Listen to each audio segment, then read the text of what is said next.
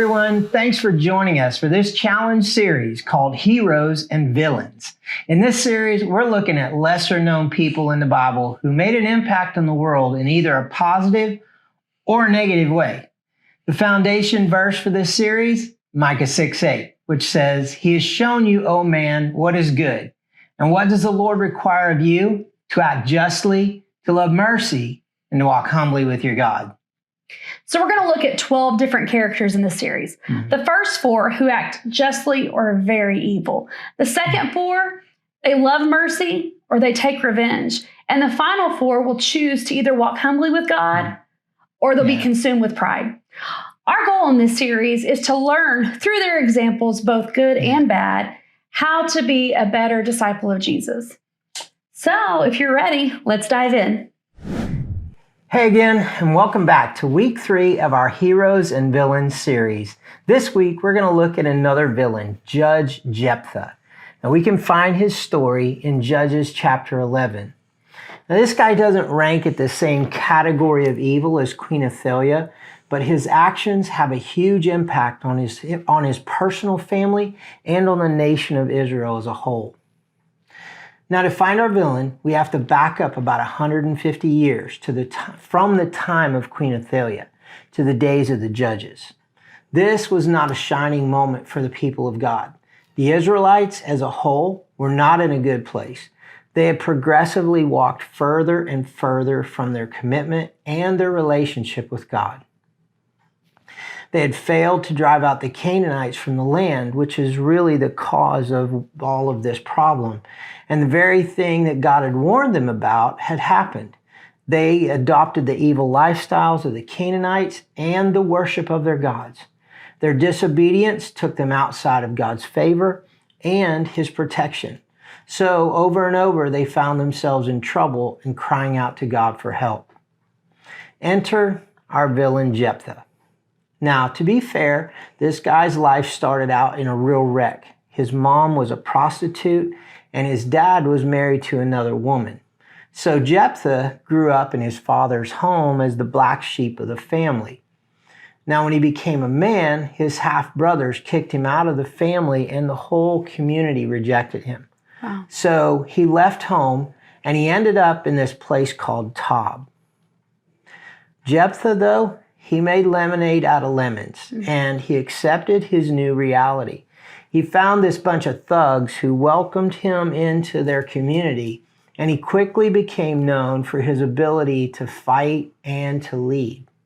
When his old community found themselves in trouble, they came crawling back to Jephthah, and they asked him to fight against their enemies. Now, his first response, which would be mine, was, "Didn't you hate me and drive me from my father's house?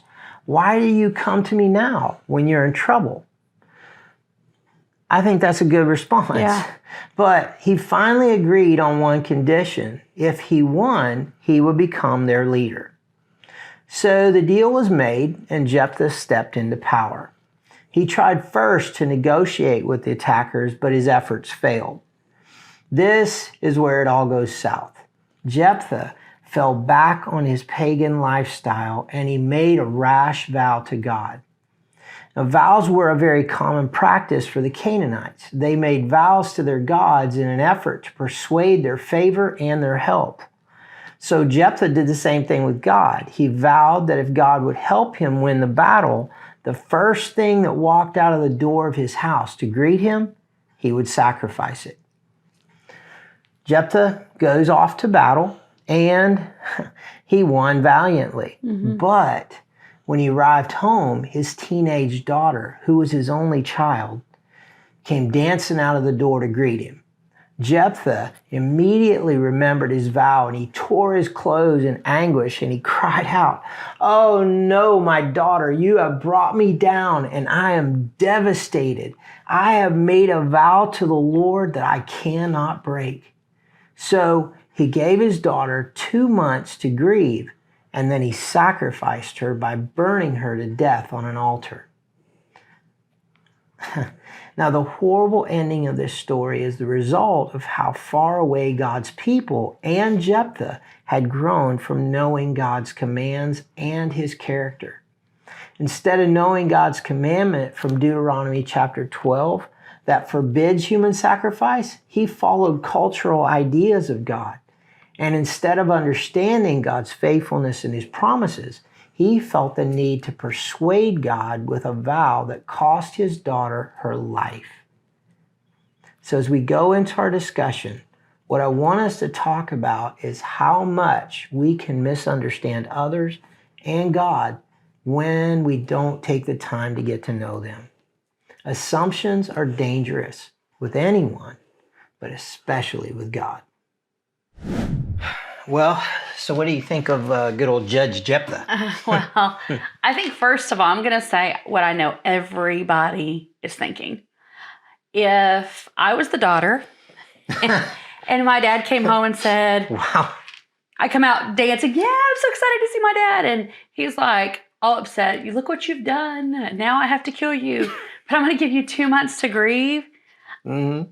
I'd have been gone the next morning. I wouldn't have stuck around to see how crazy my dad was. I mean, Like, deal with your own vow. Like, right. Don't kill me. I mean, that's on you, dude. Like, she was a teenager, right? So, like, I think that in itself just shows, I mean, that's a whole nother story. But that was my first thought was, why did she stick around for a couple months? Like, I wouldn't have. I wouldn't have either. That's crazy. At all, right? And so, I really think that to dig into this, there's a lot to unpack.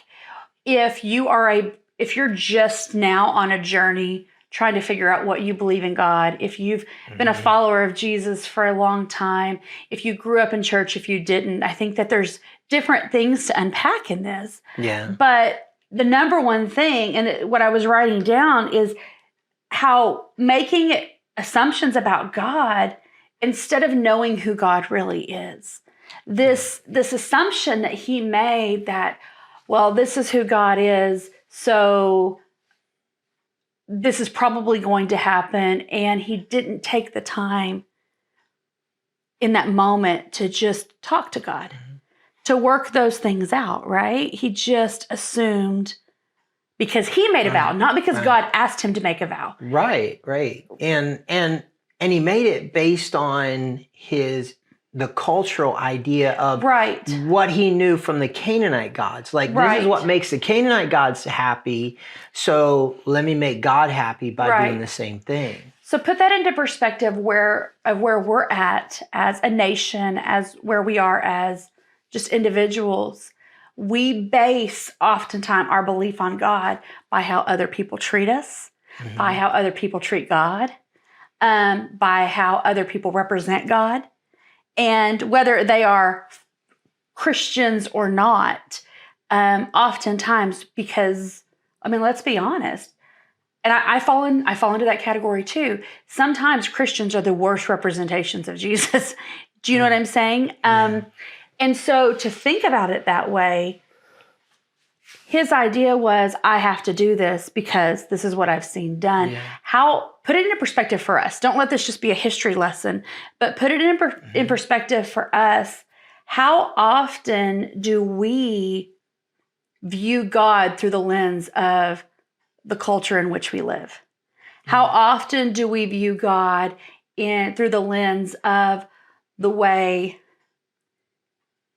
churches or Christians have I was going to say, like, the way we've been taught. Like, I know for me, and you've talked about this too a lot, that we had some wrong assumptions of God based on what we were taught in church, as in Sunday school or whatever as little kids. You know, these were the things we were told. Nothing against church. Oh my goodness, nothing against that. But the problem is we far too often will go to church. We will sit, Bibles closed, and listen to a sermon and never go, wait a minute. Is that right? Is that in context? Read it for myself. You know? And I think that you hear a lot of really good preachers that say, don't take my word for it, look it up. And I love that. Right. So I know as an adult, as a young adult, which I'm not right now, but when I was a young adult. Not very many years ago. Not very many years ago. I like you. Having to unlearn and relearn some things that I was taught early on that I'm like, man, that's not God's nature at all. I mean, I thought God hated us. I thought that Jesus loved us, but the only reason God hasn't completely wiped us out was because of Jesus. And there was never this love of God, because you would take different stories like this and go, oh my gosh, what is going on here? Like he's all over the place with his emotions and he can't make up his mind. And the reality is God was never all over the place with his emotions. We are. Yeah. Right? We are. So I think making assumptions about God instead of knowing who God really is huge. But then also, I think it brings into question three things for me, okay? And those three things are, first of all, do you really know who God is? Like, and I think that's a fair thing to ask yourself, maybe not even around people, but just person to person, just you. Do I really know God? That's a good question. Do I know about God, but do I really know God? Like, we live in a culture where we are starstruck with Hollywood and media, and it's like, okay, I know, I can tell you all about that person, but I don't know them. I only know what I see. I only know the filtered picture. And that's kind of how we are sometimes maybe with God, that we only have this perception, but do we really know him? Take it a step further. Second question. Do I really know his character? Do I understand that I'm human? I'm going to do stupid things. I'm going to misunderstand. I'm going to lose my cool. I'm going to need a nap. I'm going to be hungry. I'm going to, hangry. It's like, let's just take a nap and have a snack and everything's better. But do I understand that who he is not based off of who I am? Do you know what I'm saying? Yeah. His reaction, who he is steady.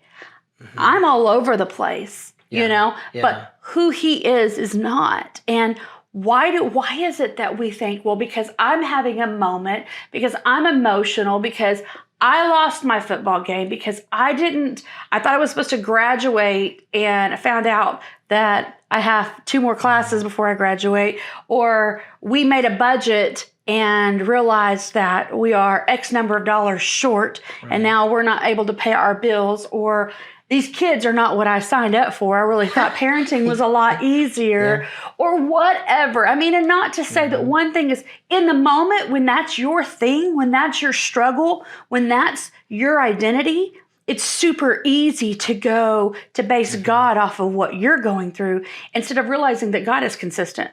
He's the same. And our highs and lows don't determine him. Right? Yeah. His faithfulness, his character. So it's, do you really know who God is? And do you know what his character is? And I think the answer to those two things comes to my third question. And that is, do you read his word? Yeah. Do you take time to get to know who God is? Because the nature, everything about the word of God points back to Jesus. From the beginning to the end, it points back to Jesus. And I love good studies. I love good, let's study out the, Romans, or let's study out Genesis, but do you know who God is? And if you are not reading your Bible, and I know that this might upset some people, but I'm going to sleep just fine tonight on this one. If you're not reading your word, you can't know the nature and character of God. You can't really know who he is. Your understanding of him is from somebody else's interpretation. I think it would be good to point out too, though, that, the Bible is a minimum of 2,000, almost 3,000 years old. Right.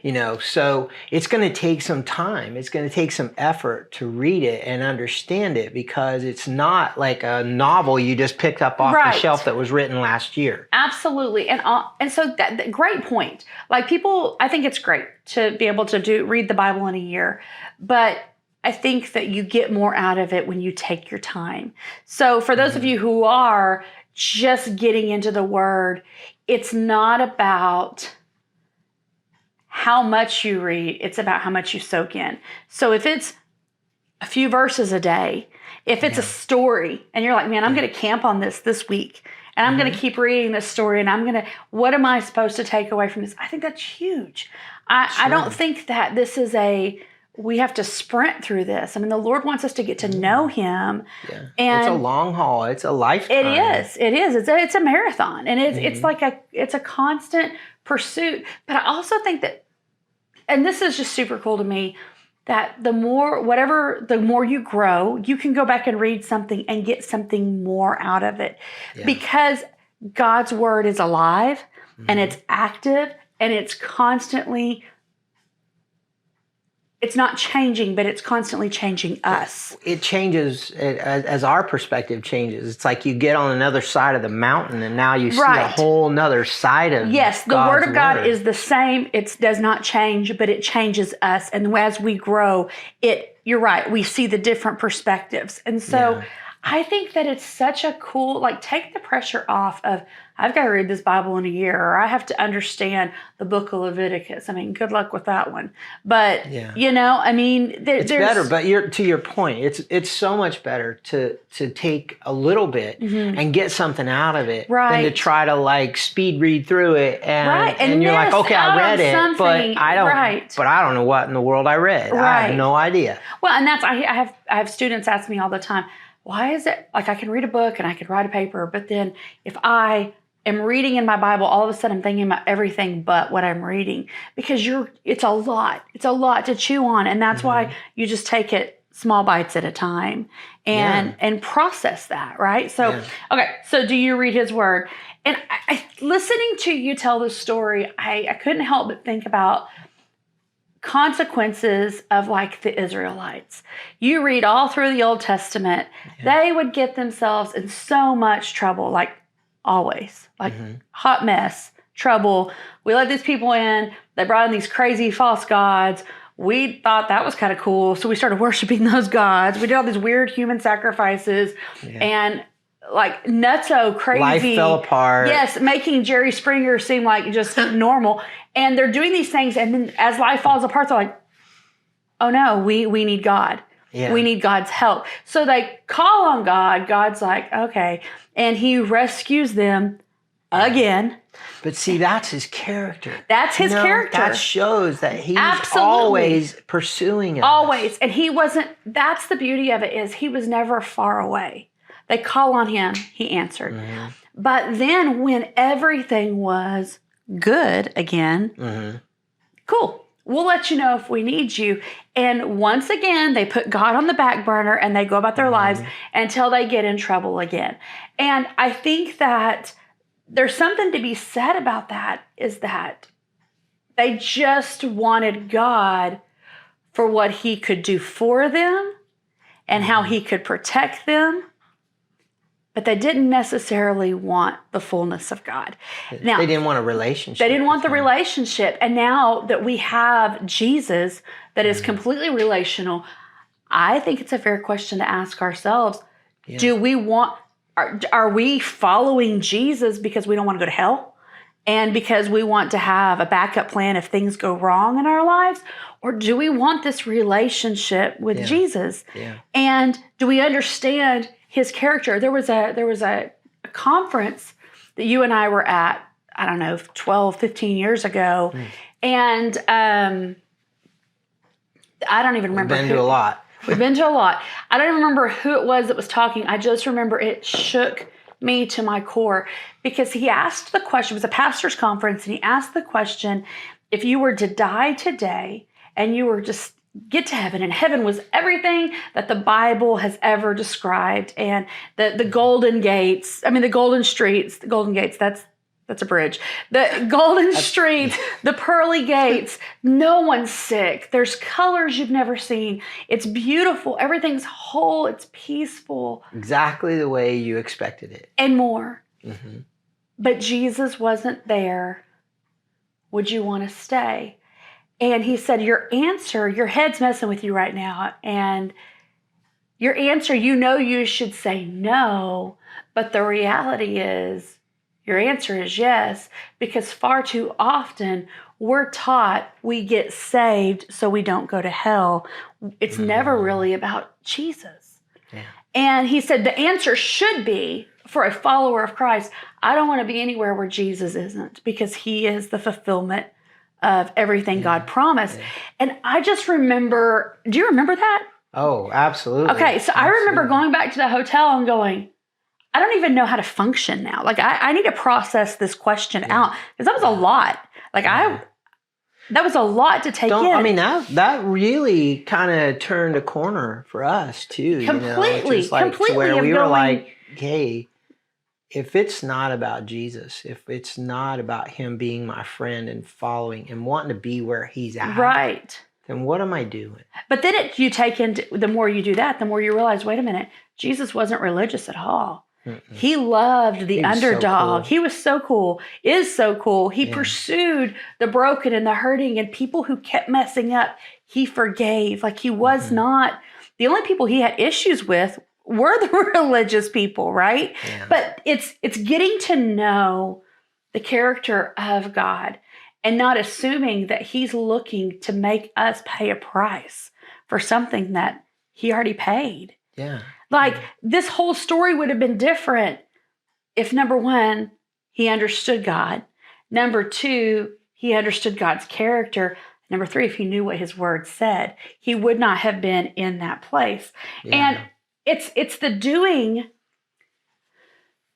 See, we want what God has for us, but we don't always want to do what we're supposed to do in that. Like, we're supposed to have skin in the game. Yeah. We want God to just heal them, just fix them, just repair this, just protect us, just save us. But our growth comes from when we have skin in the game. When we, I need to know, and we, because the enemy, he's constantly messing with us and telling us what we can't. But when we know the truth about what we can, then he doesn't have grounds to stand on, right? Right. And so it is the doing that you and I do, that not just together in groups and in friend groups and in families and in Bible studies, but as individuals with God. It's that I'm going to do my part. That's where we grow. That's where we living understand. Out the word, like living it out, doing not what just it says. Walking it out, going, okay, I'm taking you at your word, God, and I'm gonna put my faith in you. I'm gonna not let fear control me today. I'm going to take it to the next place where I haven't before. The culture in which we live oftentimes has a real jaded or twisted version of the nature of God anyway. Because you see this war happening within our country, whether it's racial or it's political, and everybody's pointing fingers and screaming. And I'm going to tell you, God's not in that at all. He's not in. He loves everybody.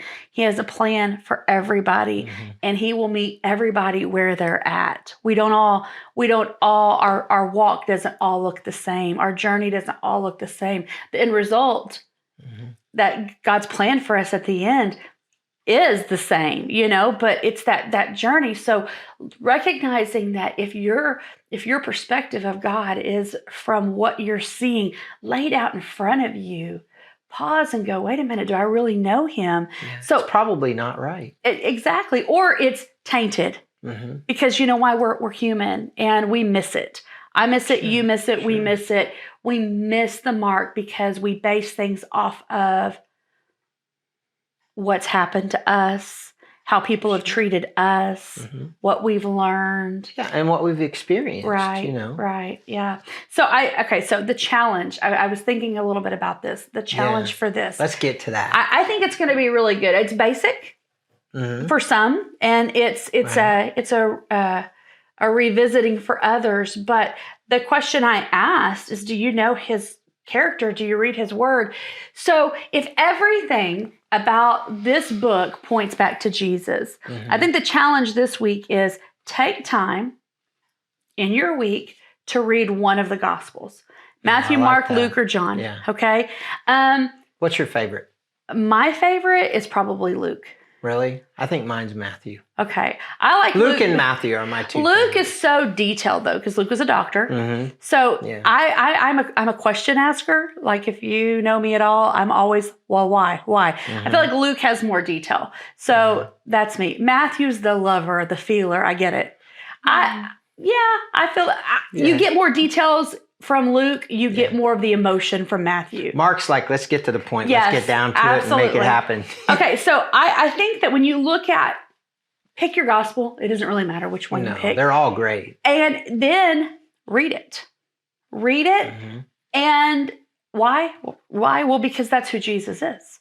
Like everything points back to him. Let's start there. Let's start get to know who he is through reading about him. What he did, how he got here, the why behind how he handled things, that he took time to rest, that he laughed, that he sat at the table with hurting and broken people. With compassion. Right. That he didn't always, and if you notice, you'll see, I think you see this in all 4 of the Gospels, that he didn't run anywhere. He was just... He's a pretty chill dude. He was. And so like you start to see that as he walked this out, that's all he's asking us to do, is to not frantically try to figure out the answers, but to trust that he already has them. Let's just walk it out. Let's just walk just chill. Get to know him. Yeah, absolutely. So and then I would say that when you get back together with your group, talk a little bit about that, because everybody, if you're in a group, if you're doing a group study, if it's you and just your family, if you're we've got a couple people, they're stationed far away from everybody. Yeah. And so then they're Zooming with their friends and family group. I would say, okay, what did you pick? Oh, well, I picked John and you picked Luke. Yeah. You picked Mark. What was your takeaway? Yeah. And it's crazy because it's a story about our God from 4 different perspectives. And it's pretty awesome. Yeah. Yeah. So I think it'd be cool too if they could all come back to that table and say, what's one thing you learned about Jesus that you didn't know? That you didn't know. Like, what's one thing when you read the gospel that you picked up was like, wow, didn't know that about him. Right. And what's really cool is, even if you're like, I have read through the gospels a million times, I dare you to go in it with a fresh perspective, just an open heart. Like, man, God, show me something new here. Yeah, like you're reading it for the very first time. And if it is your first time to even ever crack it open, don't be intimidated. It's a journey for all of us, and we're so glad that you're willing to take this journey. So I can't wait to hear how everybody's week went and what God's doing in and through this study for you. But find time to read this week, and then we'll see you next week. I'm excited about it. Me too. All right. Hey, we love you guys, and we're so glad that you joined us again today. We'll see you again next week.